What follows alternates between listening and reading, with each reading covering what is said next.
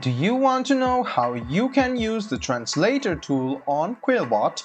If yes, then this video is specially for you. Hello and welcome to AI Basics. It's your host back again with yet another interesting tutorial video. In this video, I'm going to teach you how you can use the translator tool on QuillBot.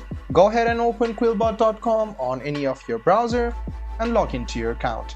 The next thing you want to do is click on any of these. As soon as you click on it, you can see on the left hand side there is something called translator.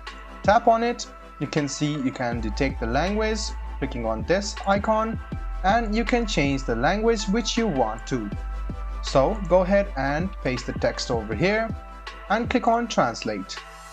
After you click on translate, in a while you can notice that your sentence or essay has been translated.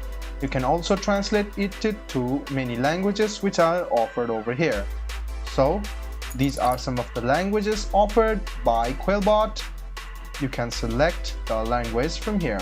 So after you select it, it will automatically be translated. So as I have translated from English to French, you can see the French language over here. So guys, this is how you use the translator on QuillBot. I hope this video was helpful for you. If you still have any kind of confusion, please do mention us on the comment section down below. Like the video, subscribe to the channel, and do hit the bell button for more. Hope to see you in the next video as well. Until then, goodbye, take care, and make sure you enjoy.